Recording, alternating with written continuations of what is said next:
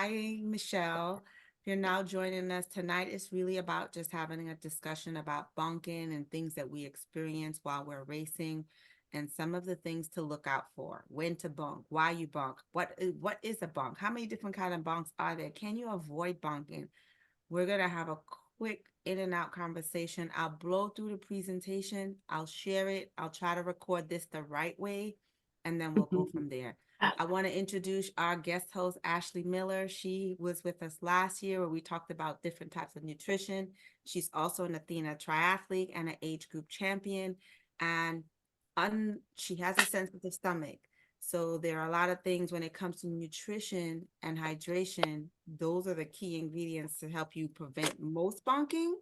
She could able to at least go through some of the trials and errors that she went through, and we can have an open discussion as females, because there's most of us females here. And when you kind of get over 35 and 40, there are some things, some GI things that happens to your body that while you're racing is one way than when you're not. So can I start the presentation? Sure. All right. All right. All right. All right. All right. Let me see if I could hide the video controls because I'm technically challenged there we go.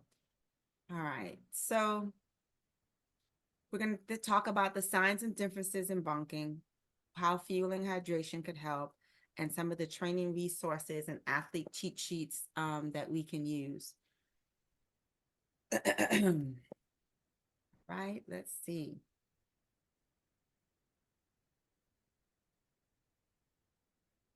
All right. What is bunking?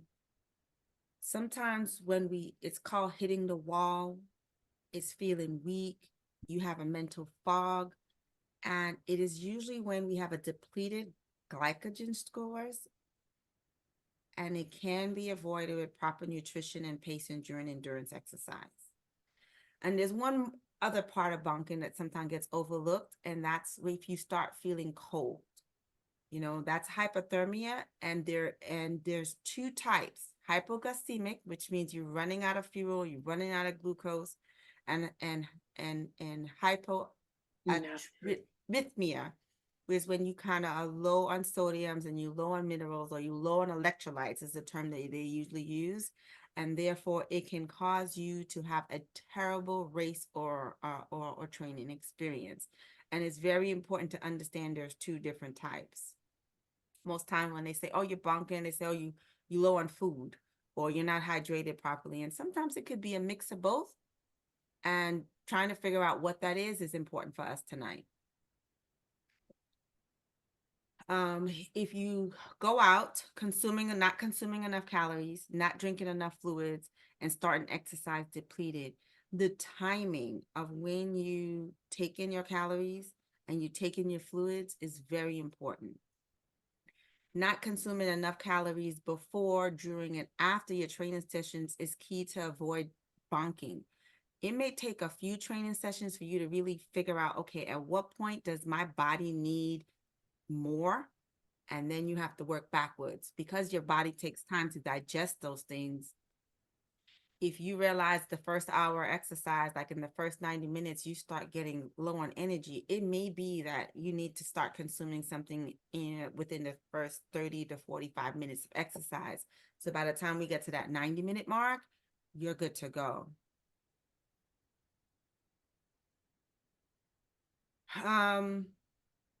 How to avoid bonking. Eating and drinking consistently during activity provides energy to work muscles and to avoid hitting the wall. Sometimes as triathletes, as endurance cyclists, as endurance runners, you want to have portable foods. So people resort to gels. They resort to bars. There's a plethora of sports energy drinks or electrolyte drinks.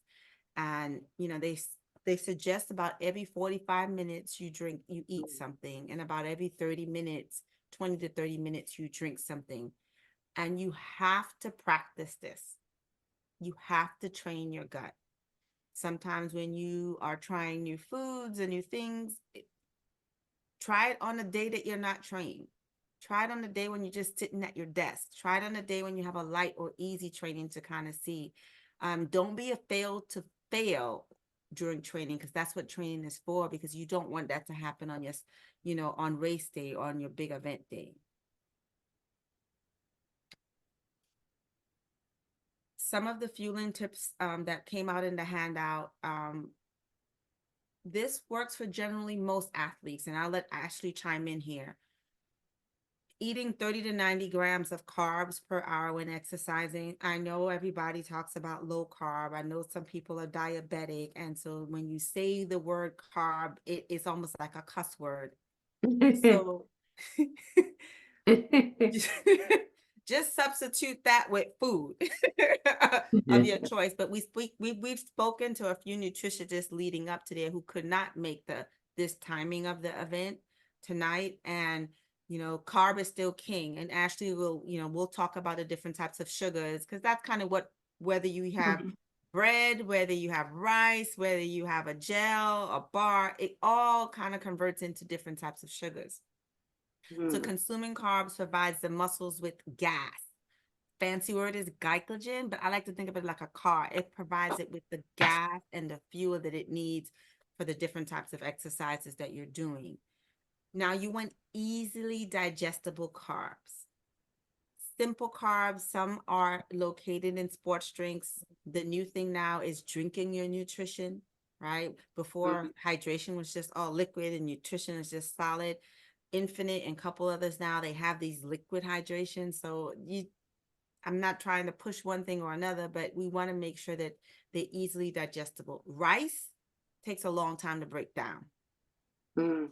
Bananas and you could even look at it as a texture thing. Bananas or gels, which are liquid or soft, some of the work is already done.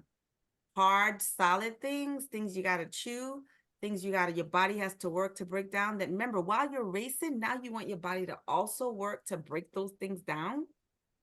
You asking a lot of it when your body is a machine. So sometimes you have to time your carb intake. So when you're going on the long road trip, when you time to stop at the right Buc-ee's or the right gas station, that's what you want to make sure that you kind of time your intake, so that by the time, however long that body takes to process it. And actually jump in, how long does it take you to process some of your fuel? That's a really good question.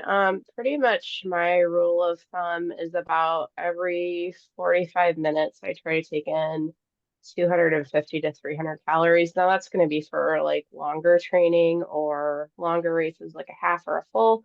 For short course races, I find that typically like 150 to 200 calories every 45 minutes to an hour is pretty good.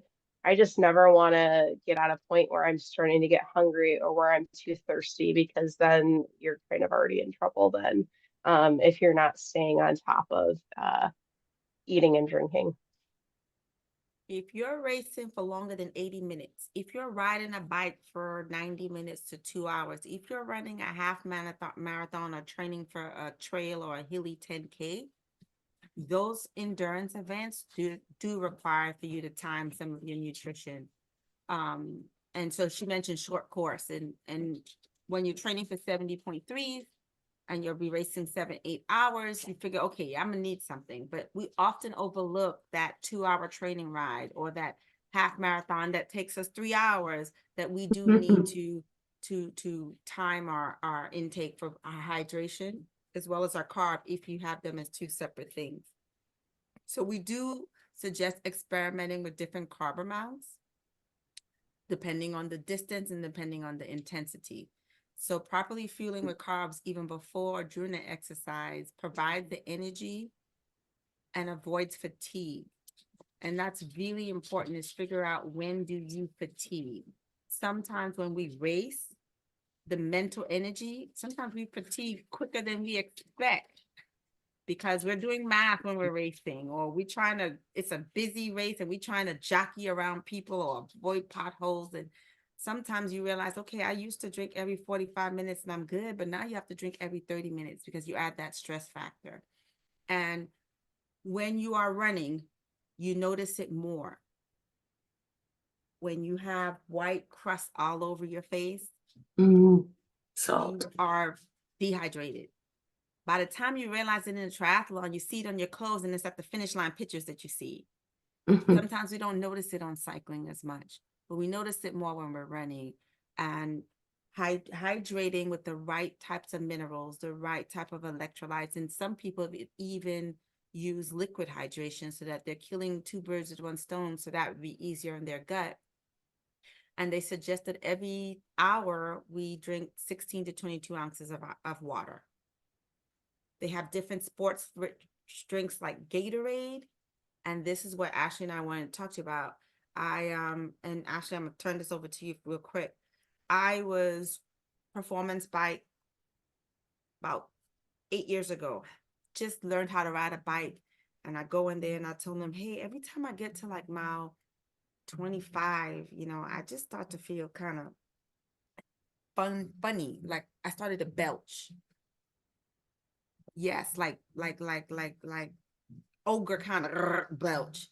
And he Mhm. said, what are you drinking? And I said, Powerade. He said, no, no, no, no. And he recommended something like Tailwind, but it wasn't Tailwind. And when I looked at the ingredients and the calories, they looked almost identical, but I didn't belch with the tail. It was Cytofine or something. I didn't belch with the Tailwind, but I belched with the Powerade. And I realized with that, when I switched to that, I wasn't cramping anymore. And so I was talking to Ashley about it yesterday, and she was sharing. And you want to go ahead and share what you shared with me yesterday about the different sugars, and even CJ said it. Yeah, so I'm somebody that unfortunately has a really sensitive stomach, and it doesn't happen to me so much with shorter course, although it can happen if it's pretty hot. I remember a sprint I did last year where it was really humid and I had GI upset on the run. I think it was just because of the heat. But for me, I have to be really careful about mixing different kinds of sugars.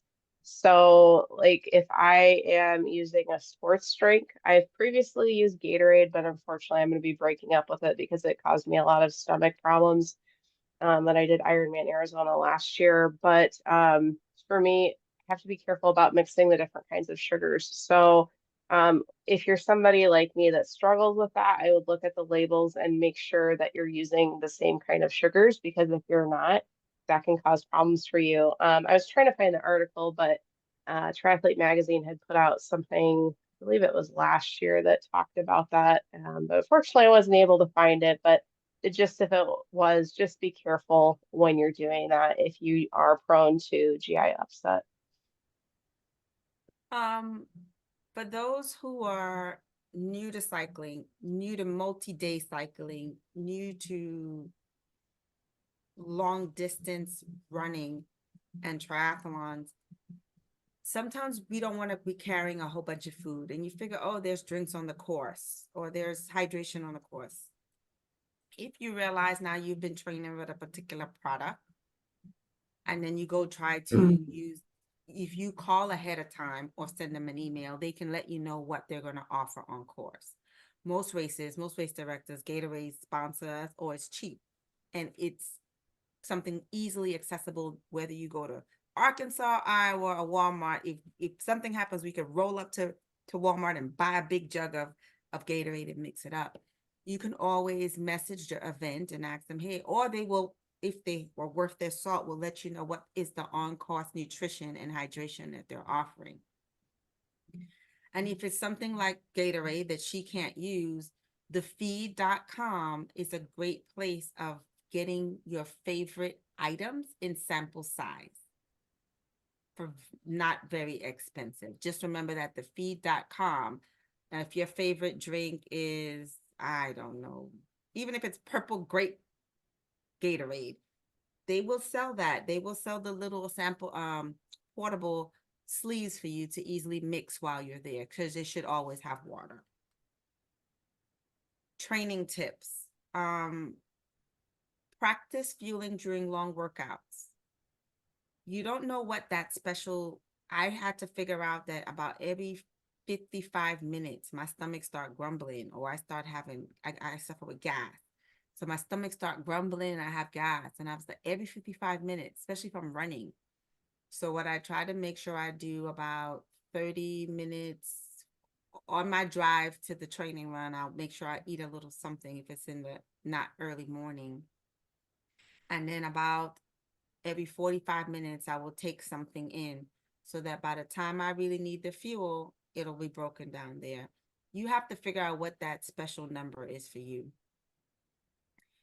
You build endurance by gradually increasing the length of workouts over time. And therefore, you may find that if you're just going out on a short 2-hour ride, but you're used to riding 3 hours, then maybe your fueling demands is not the same. So you have to kind of experiment and even take a log. But it's always important to fuel within the first hour. If you're going to be doing anything over 20, 25 miles, even though you think, oh, I'm not going to need it because there's 5 more miles, you just never know.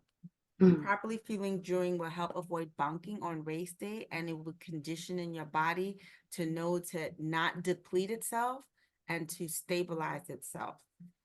How many of you use a Garmin?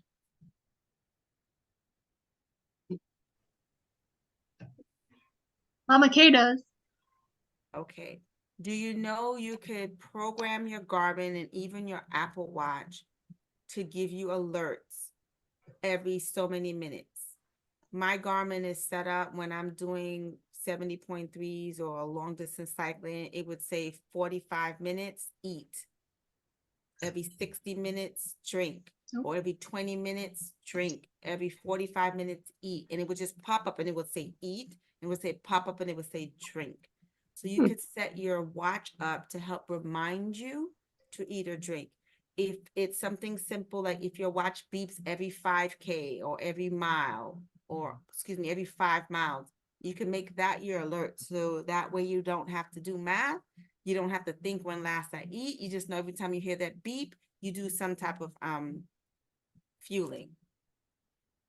Did I miss anything, Ashley?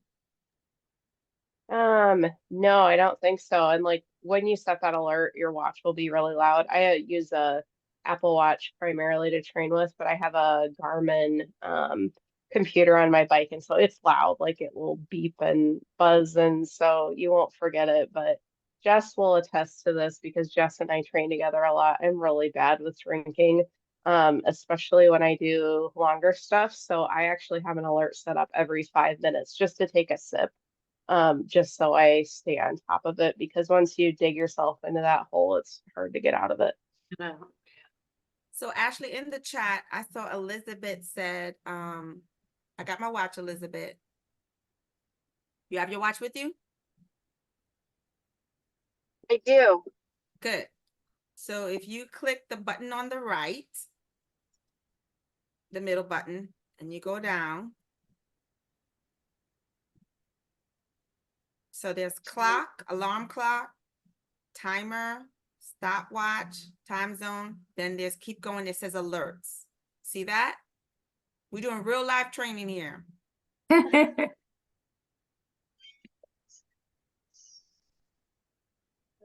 don't. I'm not moving till I hear your audible. Let me know when you get to alerts. Yeah, I don't have those settings. Do you have a Garmin watch? I do. I have a Forerunner 235. You should. So when you settings. do you see clock? When you hit the middle button, do you see the function where you get to clock? Let's see. I don't have a middle button. I have 2 buttons on the sides. Oh, I'm old and I'm cheap, so I don't have a fancy watch like you. So let's get to the settings where it says clock. I have settings. All right. So find where it says clock. Sensors and accessories, Bluetooth, alarms. Perfect. It should be near the alarms area. Okay. Alarms. Oh, it just looks like clocks, but I guess you could set something up recurring. Okay, Good. like add new. So I have alerts, and then you could set the alerts where you could say eat every 45 minutes. And you know what? I will create a training loom and send it to everybody. Awesome. Different watches Thank have you. different settings, but you could basically, Mhm. it will beep every 45 minutes while you're in training, when you have the clock. So if I go to bike, you have a 2:35, so yours should say, if you hit the left button, you could take it to run. Yeah. All right, so let's go to run. I click that, right? Mhm. And when you scroll down, and then you hit the right button on the left, does it say run settings? So, activity settings, alerts. It looks like I My can. son is playing the drums. Oh my God, I'm so sorry. Custom. I found a different section for alerts, and it's like distance and heart rate. So when you click on the training activity and it goes to training calendar, my workouts, intervals, that is where you Yep. can set up the alert. So I have specific alerts for my bike and I have specific alerts for my run, Okay. and play around with it. Okay. Yeah. Okay. But you can do that. And so that Awesome. Thank you. whenever you activate run mode or bike mode or whatever mode that you're using, the alerts, you can have different alerts for each mode, because how I Mhm. fuel on the bike is not how I fuel on the run. Right. Make sense? Yes. Thank you. All right. A lot of times people don't realize the things that they do or eat on a Wednesday or a Thursday can affect their Saturday long runs and their Saturday long swims and their Saturday long bikes. We have to make sure that we're recovering correctly so that we don't bonk. And you think, oh my God, it has to do with what I ate this morning or last night. No, it has to do with what was in your body from Thursday.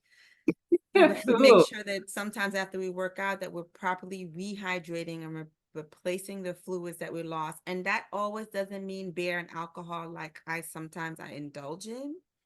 Just make sure you balance that out with some water.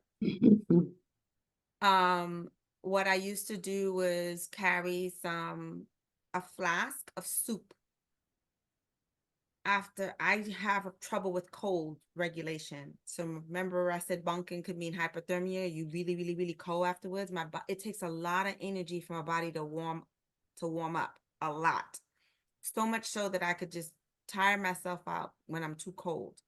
So I would pack some broth in a flask, and when I leave Barton Springs, I would be drinking it, and it will replenish me and it will warm me up. But the salt and the sodium and the minerals with that will also help make sure that I don't get dehydrated or get into that dreaded gray zone area.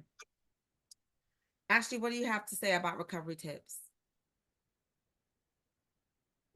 That's a good one. I'm probably not like the best poster child for that. But I will say, like, the weekends, Jess and I normally do our long bikes together. Then we go out for brunch. So we're all set, for the next day. But like Camille said, just make sure you're thinking about the days previous to, not just that one day before.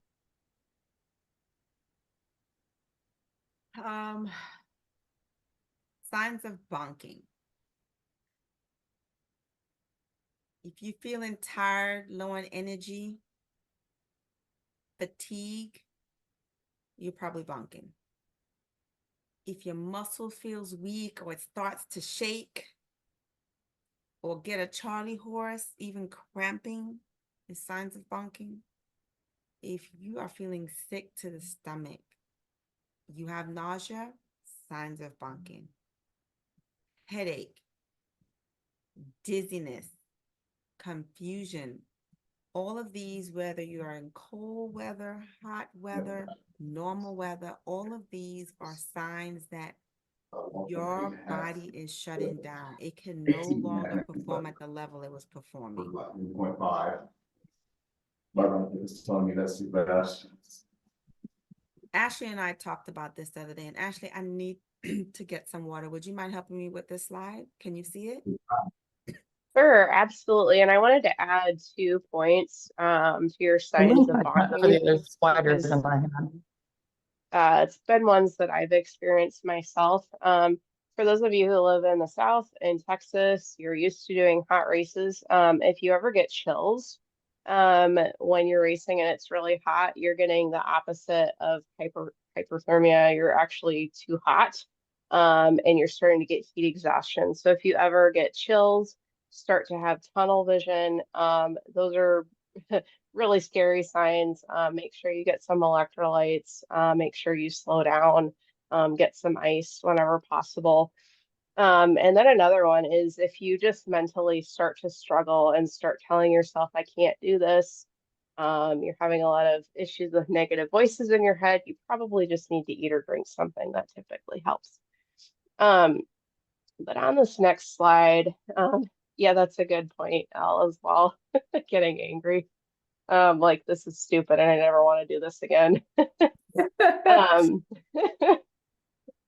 I'm gonna but say that next every slide, time. I know. So next slide here, what to do if you are bonking. Consider stopping depending on how bad it is. Obviously, if you're racing, you want to keep going. But if you're starting to get dizzy, if you're starting to have serious medical issues, stop. Like it's not worth it. I did a race once. It was in May, but it was 33 degrees and it snowed and it was a try. And I got hypothermia and I had to stop because I could not feel my hands or feet. It was really bad. So you need to learn when to stop so that you don't end up in the hospital. Next thing you can do, like Camille said, just make sure that you're eating simple carbs. So that might be, Gatorade if that works for you, gels, bananas, pretzels. Again, it's a lot of trial and error of what works for you. For me personally, I try to avoid anything that's too high in fat or protein. Just make sure that you can digest it easily. And then too, if you are bonking and it's really bad, just make sure that you can sit down, lie down. Don't want to have you pass out. If it is bad enough and you are racing or you're out training, racing, you might want to go to the med tent. Training, you might want to have somebody pick you up because it's just not worth it. Not worth it to pass out. We had a saying we came up to yesterday: live to race another day. So many times we think about DNFing or DFL in, and as Elle said, you have an angry, emotional, negative thoughts in your head. And sometimes you just have to call it.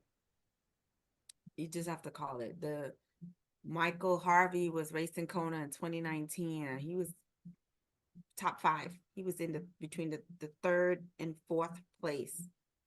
And within the last 5K, he just lost it. He ended up in the medical tent and he ended up in the hospital. And so he went from being almost winning the whole race to, I don't even know if they want to call it a DNF. I think the way he came off the course that he got a DQ. But he literally had to be in the hospital for a whole week. So and I know that's Ironman and that's extreme racing, but everybody is different. Everyone's body is different. And so we do need to listen to your body. It will let us know, what it loves and what it doesn't love. Follow a nutrition plan. Infinite came to us and said, hey, we would like to offer your club 30%. They have free consultation with dietitians. It may or may not work for you, but if you need a nutrition plan and you have a special vegetarian or vegan or low carb or diabetic concerns, it would be helpful for you to speak to a nutritionist, because now you're asking a lot of things of your body and you're going to need to make some modifications. So make sure that you stay hydrated. And when I talked about, it says adjust for on-cost fueling. Some people get so low that they crash, that they say, oh, drink a Coke. This guy drank a Coke. I was at Waco. He drank a Coke because he was crashing or bonking. And I'm using all of these words interchangeably because he didn't know what was going on. He was kind of dizzy and confused. And this lady said, you got low blood sugar. Take an orange, drink a Coke. He drank the whole Coke. By the time we got to, and if you ever raced Waco, it's very hilly back there. So I'm witnessing this on the run portion of the tri. By the time he got to the next rest stop, his belly blew up. Big. I mean, like trucker-sized belly. He just didn't know how to handle all of that gas. It wasn't a flat Coke. It was a cold carbonated Coke. Oof. So he didn't want to quit the race. And he thought, well, okay, if the volunteer who didn't know nothing, but what she heard, if the volunteer said did that, I mean, I actually saw the man belly swell, and he was sitting down for a while. He ended up finishing the race. I think within time, but he had to sit down for 30, 40 minutes till all of that gas kind of come out. So when I say adjust for on-course fueling, you know,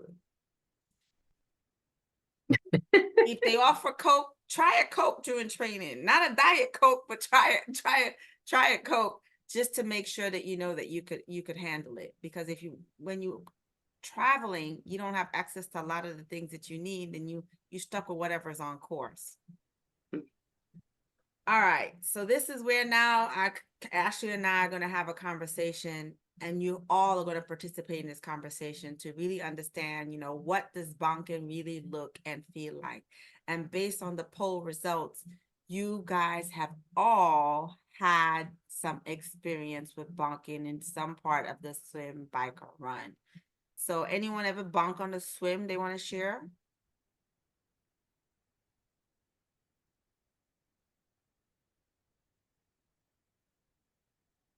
Do you even know what bonking on the swim would look like? Yeah, what would it? Yep.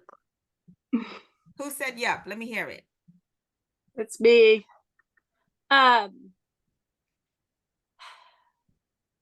Yeah, just recently, and I've done long swims before and never had an issue, but the last 2 years, halfway through a long swim, I think it was Beast of the Brazos, I got ravenously hungry, and I'd never experienced this before. Ravenously hungry, lightheaded, and thirsty, of all things. And it's like, I'm in water. What, you know, how can I be thirsty? And I realized, oh gosh, I either didn't pre-fuel very well, or my body's not responding well to longer exercise periods. But I had never experienced that before, and it's happened now a couple of times with longer swims, and I have to figure out how to work around it. It's like, what do? Bring a flask and, you know, like tuck it in your swimsuit and try to drink in the middle of a race? I don't know. Yes. Now, I did with Ironman, I did have a gel, but I did one where it was a 2-loop. It was very natural to do that because it was a 2-loop swim. So you actually had to get out of the water. And it's like, well, if I'm getting out of the water, I'm going to have a gel, I'm going to swish my mouth. And so and when I trained, I always did that halfway point, feed myself thing. But I'd never had it happen like at a half distance before.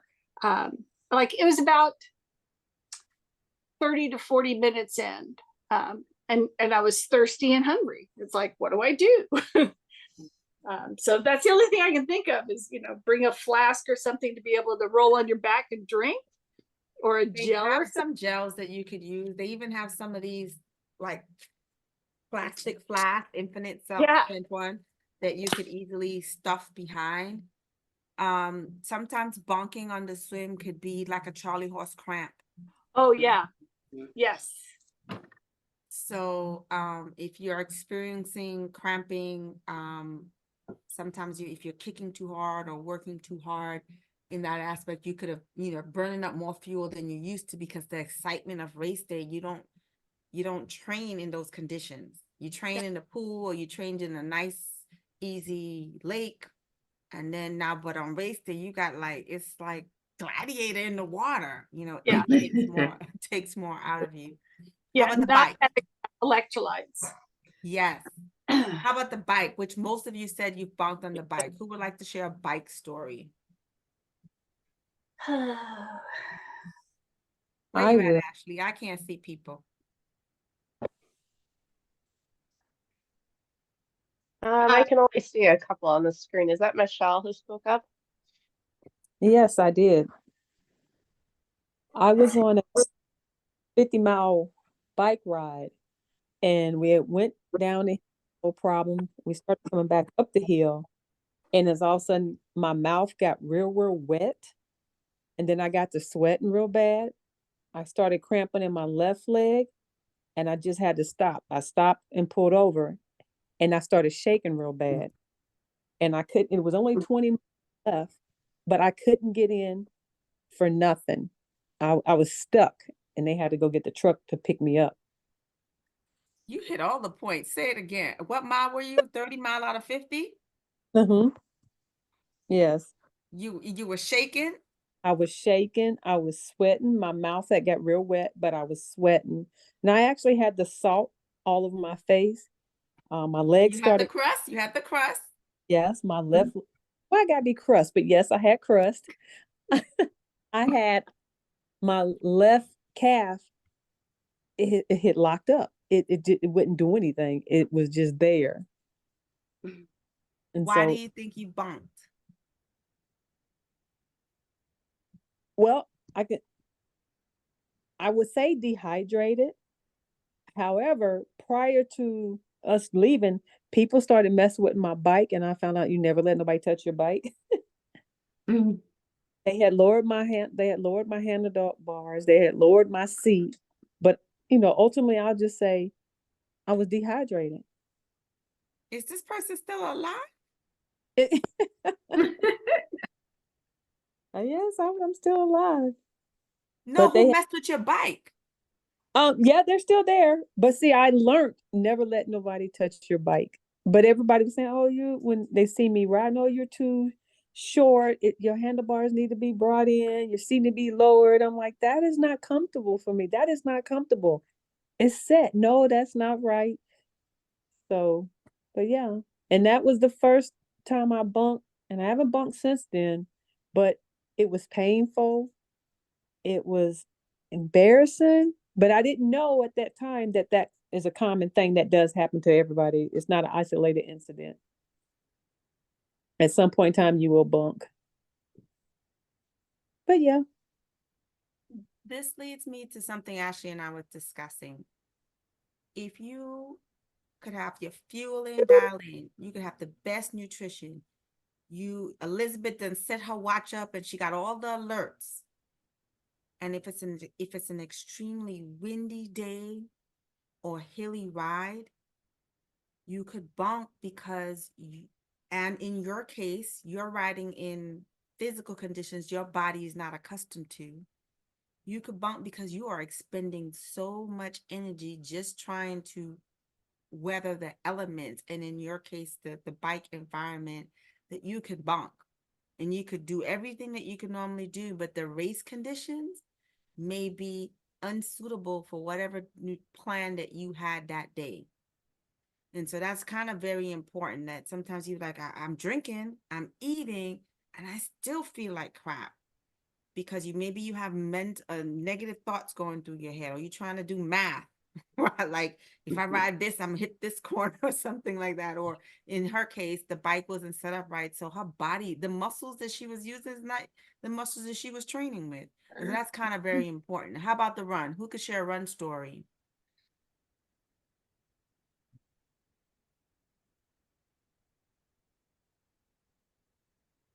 Don't make me do like school and call on you. Let me check the chats. Just burp. Somebody said just burp. Ashley, you got a run story? Oh, absolutely. Let me think here, like which one? Like when you're talking about the elements, for me, like heat is just a big problem. Doesn't matter how much I train in it, I still struggle if it's extremely humid. Um, Back when I had just started racing, I did a sprint where the heat index was 108. So I don't even know that they Oh, really should have had the race. But I had what happened that I talked about earlier. Like I started getting chills. I started having tunnel vision on the run. And me being new to racing, I didn't really understand what was going on. I was like, oh, it's just hot. I'm too hot. But in talking to somebody that I took cycling class with, she's like, no, you need salt, you need electrolytes. I didn't know about salt supplements. So moving forward, that has helped, but unfortunately, started racing in 2009 and I still struggle with heat and not getting too hot and keeping stomach issues at bay. It's a big struggle. It is. I think every one of us bonk, whether we admit it on this call or not, but sometimes we don't even know that we're bonking. Or we feel like we suck. We're terrible. Nobody else does it. And I think that negative energy zaps us even more. And know that it's okay. Celia, go ahead. CJ? so just to like piggyback off of what y'all said, not um don't try new things the day of a race or an event. If you haven't been using it, don't use it. At least not that at that time. Not everything that's on the shelf is made for you. It is trial and error.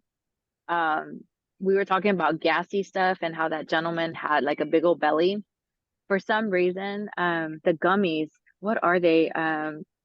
Choose. It's yes, You the chews. choose.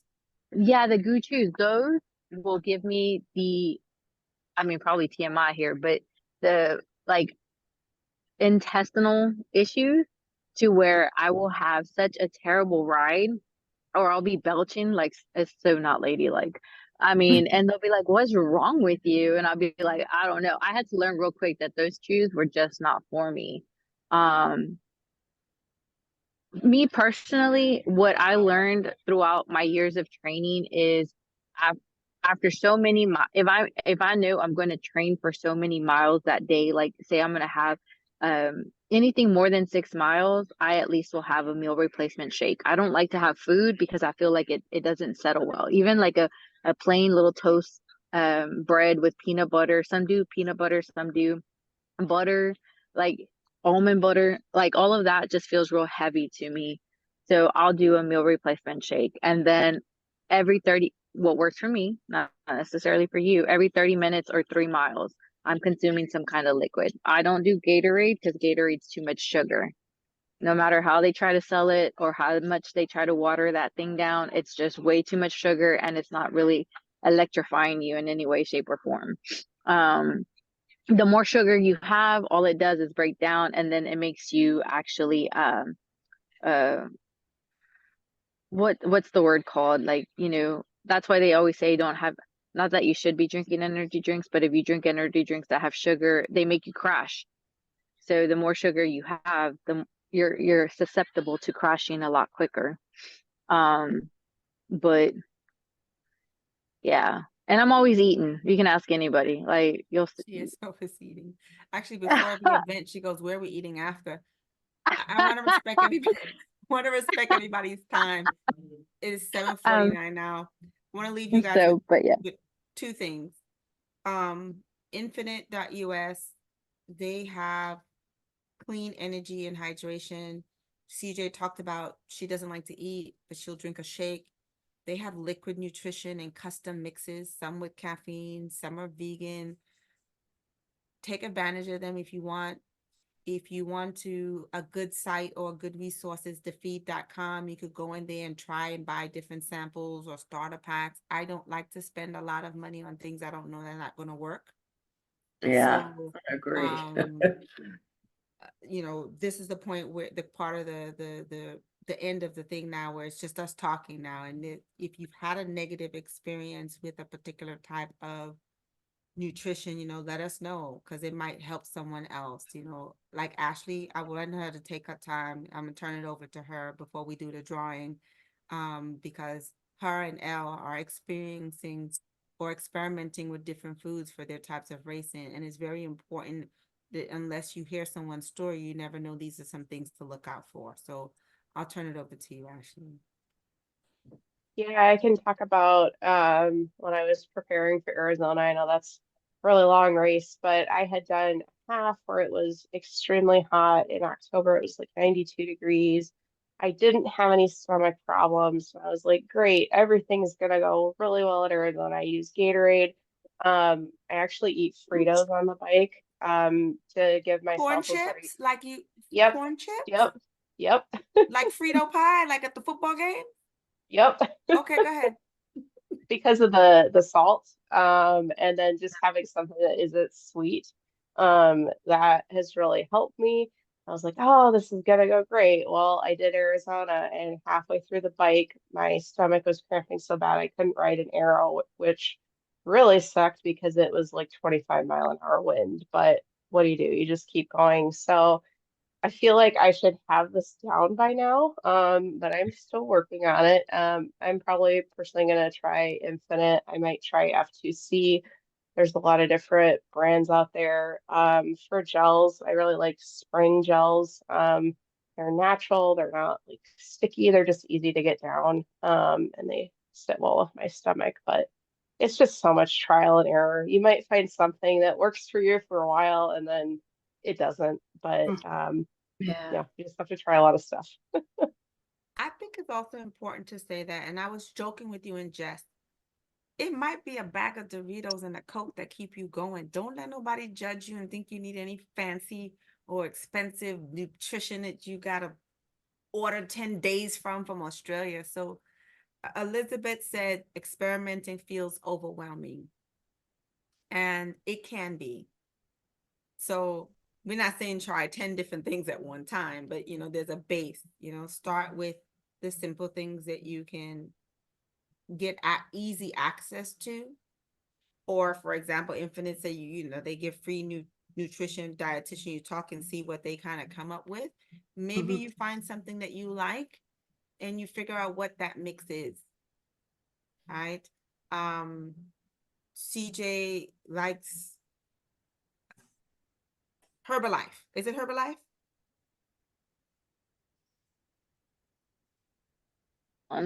Yeah, I do Herbalife, but I mean, just because I do Herbalife, I mean, there's like Advocare and what's the one with the S, I think? There's like all these other Yeah, S Fuels. all these other programs. So, but I've done Herbalife since 2015, 2014, 2015, 2014. No, 2012 actually. And it's yeah, I've been on Herbalife since 2012 and I love it. I love okay, not all their products, okay? Just because they have like, oh, this is going to be a great, to keep you going endurance type. Nah, some of those products, like I wish, like, how someone said experimenting can be exhausting. Well, it can be costly too. Like if you can find someone who will give you a sample of something before you uh you try it, so much better. I always tell people like you're interested in doing Herbalife, like, and if I have it, I'll be more than happy to give you a sample of it because I was that person paying $75 or whatever to try this and that, and it didn't work out for me, and then I was giving product away. That's why I said not everything on the shelf is made for you. If you want to try out something simple, do like a banana, half a banana, an orange. Oh, I gotta put this down. Sorry, I was at softball practice and I just realized my Jeep is wide open. So, but yeah, sorry, I lost my train of thought. Elizabeth, the feed.com sells samples, and I'm talking about not like in the $5 to $20 range. So you could try different types of things. I always recommend going there. And then if you have, sometimes it might mean going to the bike shop. They'll have some things that they recommend, or they might have some things there, or you bum something even at the expos. Or at the expos. All right. They So no, nothing. Sorry. Ashley, what did I miss, baby? I feel like I did all the talking today. I know you told me you wasn't feeling too well, and what did I miss?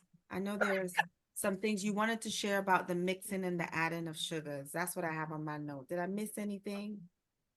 I think we covered everything. Any questions for Ashley and I before we do the drawing? Oh, Oh, okay. Elle says that she used Infinite since 2013. Oh, you're welcome, Elizabeth, and did a consultation to adjust things over the years. Is their consultation truly free and informative? And is my, oh, I'm not muted. Okay. Yeah. You just make an appointment and talk through things. And then I adjusted, like when I first did a half iron, it's like, okay, I know now more. I need protein in there because I use it as like my full nutrition thing. And it was generally for the bike, because if you don't load the bike well, then your run's going to suck. So I needed to make sure my bike was really well done. As far as I've heard of people using amino energy. There's a lot of different things. Infinite works for me, and I digest. So. And they adjust it, and they yeah, the consultation is worth it. I wouldn't. You might get a sample pack, but if it's something you can digest before you buy in bulk, I definitely do a consultation and let them. They're professionals. They can help you make a perfect mix. One of the questions, Ashley, they asked about energy bars and amino energy. You have anything to share about that? I do have something to share, but I'll let you go. I've not used amino energy, not sure what that is. Energy bars, I have used those when I'm training because as everybody knows, like race nutrition is really expensive. Especially the gels I use. I think it's like $75 for 25 of them, which is a lot. So I'm not going to be using those while I'm training. I tend to eat real food. So I like granola bars, protein bars, but for me, I try to be careful about the fat content. Sometimes protein bars can be really high in fat. That might be okay for you to eat. I know for me, I can't eat them. And I do see there's a question about UCAN. I have tried that. I was not a fan of the taste, but I know some people really like UCAN. So again, just personal preference. I'll let Kat speak to that in a minute, but Pony, you asked about energy bars. Some energy bars take a while to break down. Energy bars work, you have to figure out the timing. So if you're depleted and you eat an energy bar, you might still feel sucky for another 20, 30 minutes until your body's kind of broken it down. So sometimes energy bars can be part of the plan, but timing is very important. And the ingredients that they use. There's some of them use honey and other glucose and fructose, and your body has to work a little extra harder to break those things down while you still want it to move. Amino energy. I've used amino energy. Amino energy can be good for runners and people who work out. Depending on when and how you take it, it could give you gas or the runs because it's meant to, they also have a purging or a diuretic kind of thing in there because most people take that for weight or pump or strength training, and your body is not jiggling and wiggling as much when you're lifting weights. So you can take amino energy and you can activate some things, if you know what I mean. So some of the pre-workout things that you see that are meant for the gym sometimes don't always work for runners or endurance athletes because our body is moving in manners that it's not designed for. So I hope that answers, that's my experience with amino energy. Good for running, but not good for a couple of the other things there. And if you take too much, yeah. Mama Kay, you want to talk about UCAN before it's 8 o'clock. I want to respect everybody's time, so I'll give you a minute to talk about UCAN. Yes, I was just wondering, I was just curious if anybody ever had tried it. I've been using it for probably, I don't know, something like 8 years. I've been an ambassador for them for about 7. And so I use it, I train like I race, so I use it for all my training workouts, swim, bike, and run, and all my race events, including my one Ironman that I did at age 50, almost 7 years ago. And that's my main fueling. It's a non-sugar based energy source, so it will not cause any bonking. It doesn't have any sugar crashes, like other carbohydrates do. And so it just gives you a consistent energy source. And it doesn't give me any GI issues, because before I started using UCAN, especially during the run, I would have to go and find a porta potty, and that was not very fun. And so anyway, but it doesn't give me any GI issues. It's not heavy in my stomach. I can take it 5 minutes before I start a track workout or a long run or anything like that. And they've expanded their product line over the years, and they now have hydrate products, so for your electrolytes. They just added one that has amino acids in it. So you can get those, your 9 essential amino acids. They have protein powder, they have non-protein powder, which is your energy drink. They've got a quote unquote gel format. It's not like a gel like you think of goo, because it's still non-sugar based. It's just their product that's made into a gel pack format. So you can take it on your run, your bikes, and but that's my main source of fueling during a my longest distances are now half Ironmans. So that's what I fuel with, just to get a little variety. Sometimes I'll just take a little sip of a Gatorade out there, follow it with water. I don't train with Gatorade, so that's why, but I just sometimes think, oh, let's just do something different. But you can hydrate, and you can edge, which is the gel, and then you can energy powders are my main fueling. Well, that brings us to the end of our presentation. We could talk forever if you want to, but I want to respect everybody's time. And we ran a poll. Ashley and I both also don't feel too good. we ran a drawing from everybody from the chat. And so Elizabeth, Michelle, and Achara won. Yay! So Elizabeth, I have a towel and some samples. Michelle, I have a polar water bottle, some samples. And Achara, I have the flask and some samples. And I'll get with each of you separately. Actually, Elizabeth, I know how to reach Michelle. I know how to reach Achara. I don't think I know how to reach you. So would you mind staying on for a second? Sure. Yeah. Thank you. I'm going to stop the recording here now. And this is open time. If you guys want to continue to talk and ask questions, we will do our best.